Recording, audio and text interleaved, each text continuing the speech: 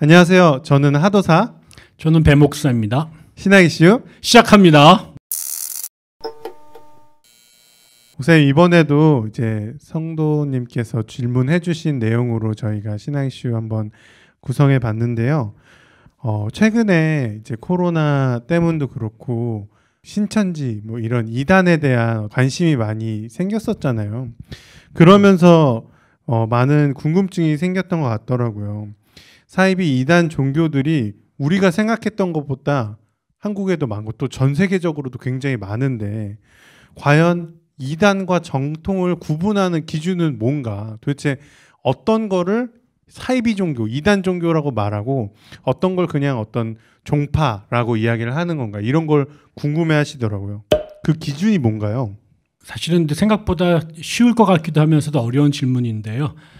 논쟁이 많기 때문에 그렇습니다. 처음에는 기독교의 핵심 교리들을 어떻게 해석할 것인가. 기독교 핵심 교리는 하나님이 누구신가, 그다음에 예수가 누구신가, 그다음에 성삼위일체가 누구신가, 그다음에 어떻게 구원받는가, 이런 문제들에 대해서 교회가 가르쳤던 가르침과 다른 목소리를 내는 사람들이 생기면서 분류를 하기 시작을 한 거죠. 그래서 우리가 아는 것처럼 초대교회의 다양한 형태의 세계 공의회들, 니케아나 콘스탄티노플이나 이런 데서 주로 그런 기독교의 핵심적 교리를 결정하려고 노력했고, 그 입장에 동의하지 않는 사람들을 이제 이단이라고 불렀습니다. 이제 기독교가 그 가르침의 제일 중요한 근거를 성경에서 찾았는데, 그 성경 자체를 다르게 해석하는 사람들, 그거 외에 다른 책을 집어넣거나 빼거나 해서 우리와 다른 성경을 만든 사람들, 혹은 성경 외에 다른 책들을 성경에 준하는 경전으로 주장하는 사람들, 예를 들면 몰몬교 같은 경우에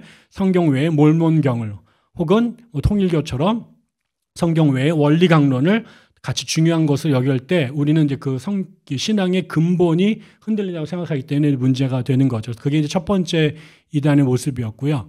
그러다가 이제 나중에 세월이 지나가면서 이런 것들은 동의를 하는데 또 다른 문제가 생겨난 사람들이 생긴 거죠. 스스로 자기가 메시아라고 참칭하는 사람들이 나타났을 때 이 사람들이 똑같이 성경도 받아들이고 뭐 교리도 주장하지만 내가 그야라고 하는 이 그룹들은 또 같이 갈 수가 없었으니까 마지막으로는 이걸 다 잘 따르는데 그 안에 윤리적으로 말도 안 되는 일들을 저지른 경우들이 생긴 거죠. 뭐 살인을 한다거나 아니면은 성적으로 못된 짓을 한다든가 윤리적으로 반사회적인 행동을 했었던 사람들은 신학적으로나 교리적으로는 정통에 서 있다고 할지라도 이런 사람들은 또 교회에 덕이 되지 않기 때문에 이단으로 몰리게 된 거죠. 네, 그렇군요. 그렇다면 기독교의 어떤 뿌리를 두고 있는 이단에는 어떤 이단들이 있으며 그런 이단들이 형성되게 된 그런 역사는 어떻게 되는지 목사님께서 알려주시기 바랍니다. 초대교회는 아까 말씀드린 것처럼 그 예수를 어떻게 이해하느냐, 그리고 삼위일체를 받아들이냐 받아들이지 않느냐, 이런 문제에서 정통적인 해석과 달랐던 사람들을 이제 정통이라고 하는 사람들이 이단으로 규정한 거죠. 그래서 예수님이 하나님과 어떤 관계에 있느냐 해서 하나님과 같으신 분이다, 예수님도 하나님이다라고 주장했던 사람이 있던 반면 예수님은 하나님이 아니라 그냥 인간 중에서 탁월한 사람이야 라고 했거나 아니면 신이들에도 하나님 아버지하고는 등급이 다른 거야, 이런 식으로 하나님과 예수를 동일시할 거냐 동일시하지 않을 거냐라고 문제를 나눴을 때 동일시하지 않았던 최초의 그룹이 아리우스 그룹이었어요. 이 아리우스 그룹이 최초 이단 중에 한 그룹이라고 볼 수 있었고요. 그 다음에 이제 2세기가 되면 마르시온 혹은 마르키온이라고 하는 사람이 나타났는데, 이 사람은 그 당시엔 아직 신약 성경책이 그 정경이 만들어지지 않았던 시절이었는데 여러 그 바울의 서신이나 베드로의 글이나 뭐 야고보 그 외 여러 글들이 막 돌아다니고 있었을 때 바울과 누가복음만 하나님의 정경적 가치가 있다, 나머지들은 가치가 없다라고 주장했던 사람이 있어요. 또 이 사람은 또 영지주의라고 하는 것에 영향을 받아가지고 영이 물질보다 선하고 우월하다 이런 주장을 해서 영육 일원론에 근거해서 신앙생활을 하다 보니까 하나님의 천지창조라든가 예수의 성육신 사상을 받아들이지 않았죠. 그 마리키온도 이단으로 정죄가 됐고요. 또 한 사람이 이제 몬타누스라는 사람인데, 이 사람은 윤리를 엄격하게 강조를 하고 또 기도도 많이 해가지고 그 성령 체험도 많이 한 사람이었어요. 근데 거기에 또 이제 그 두 명의 선지자와 더불어서 공동 사역을 했는데, 이 이 사람이 이제 이탈리아 페루지아 지역에 하나님 나라가 임할 거다 이런 예언을 시한부 종말론 같은 것들 내렸는데 이 사람들도 이단으로 몰렸었죠. 중세에도 수많은 이단들이 세워놨는데요.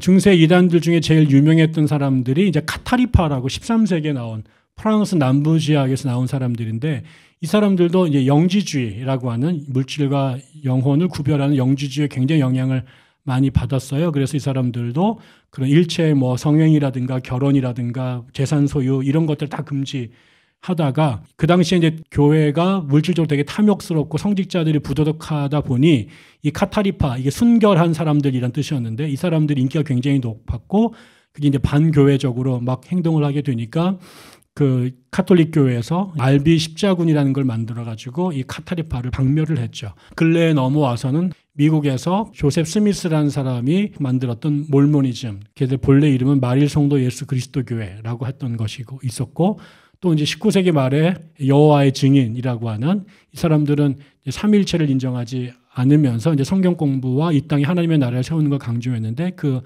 여호와 증인도 이제 이단으로 몰렸었고요.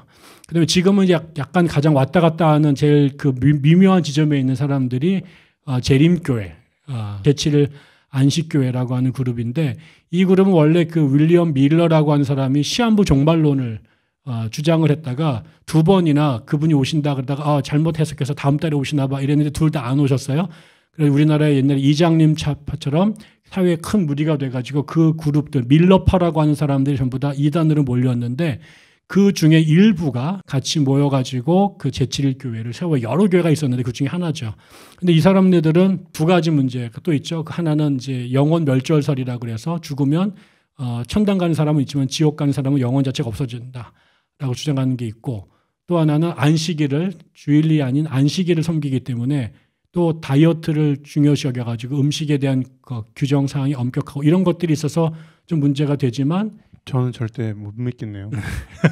다이어트를. 근데 이제 문제는 이제 이런 아까처럼 영혼 멸절이라든가 안식일을 섬긴다든가 다이어트법 이런 것들이 전통적으로 아까 말해왔던 이단들의 내용들, 뭐 하나님에 대한 이해라든가 성경이라든가 기독교 기본 교리에 대한 저는 다 동의를 하거든요. 그것과 좀 그 마이너한 내용에서 차이점들이 있는데 그래서 이 사람들을 이단이냐 아니면 기독교 안에 다른 종파들이 예를 들면 감리교나 장로교나 이런 것처럼 또 하나의 안식교라고 분류해야 될지 아니면 기독교 바깥에 있는 여호와 증인이나 몰몬교 같은 그 타종 기독교에서 나간 이단 종파로 규정해야 될지에 대한 논쟁이 좀 되는 거죠. 우리나라에서는 그 이후에 생겨진 것 중에 이장님이 나와서 아까 시한부 종말을 내렸던 그런 그 다미선교회도 있었고 그 다음에 이만희 그룹의 신천지 그룹도 있고 그 다음에 하나님 어머니라고 주장하는 하나님의 교회 가로치고 안상홍파라고 하는 안상홍파는 재림교회 출신입니다. 여기 이런 사람들이 우리나라에서 최근에 각광받고 있는 이단 그룹들로 되어져 있고요. 그 외에도 이제 종말론과 관련되거나 뭐 이런 그래서 이단적 성향을 갖고 있는 교회들이 한 200개가 넘게 있다고 말하기도 하고요. 또 계룡산에는 하나님을 참칭하는 사람들이 한 30분 정도 계신다고도 얘기해서 온갖 종류의 기독교 이단 종파들이 있다고 보여집니다.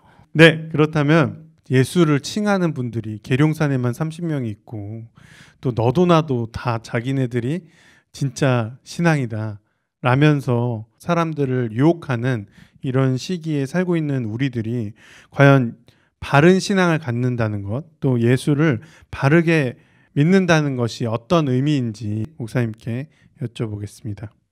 이단들의 특징이 다양하긴 하지만 이단들의 가장 중요한 특징은 우리들만 옳다라는 겁니다. 우리가 갖고 있는 성경 해석이나 우리가 주장하는 교리들만이 성경을 푸는 유일한 열쇠고 기존의 나머지 교회들은 전부 다 틀렸다라고 주장하면 저는 그게 이제 이단의 가장 중요한 특징이라고 생각해요.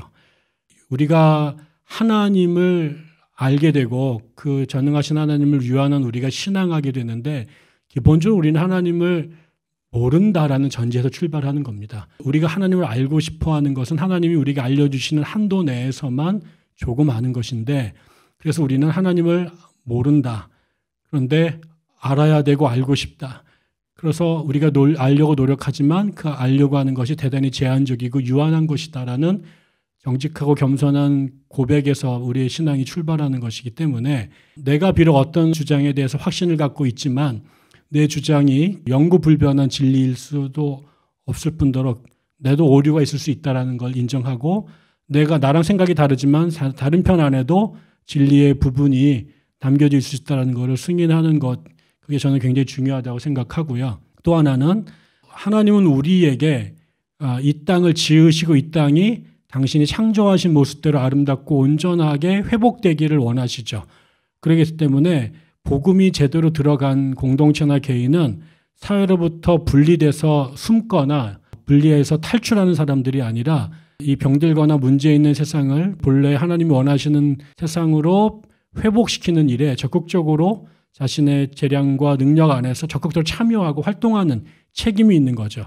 그런 맥락에서 그 사회를 더 건강하게 만드는 데 교회가 기여하느냐, 아니면 사회를 혼란하게 만들거나 사회로부터 자기를 분리시켜서 탈출하는 경향이 있느냐, 이런 것들도 저는 이단과 정통을 나눈 되게 중요한 증거라고 생각을 합니다. 그런 맥락에서 저는 그 정통 교인들이 하나님과 신앙에 대한 겸손한 태도, 그다음에 타자에 대한 존중하는 모습, 그리고 삶에 대해서 적극적이고 책임적인 자세, 이런 것들이 정통을 이루는 기준이어야 된다고 생각을 하고요. 그렇지 못하면 언제든지 우리가 이단으로 전락할 수도 있는 가능성이 있다라고 생각합니다. 네, 그러면 이제 신학 이슈 좋아요, 좋아요, 구독, 구독, 알림 설정 부탁드립니다. 부탁드립니다.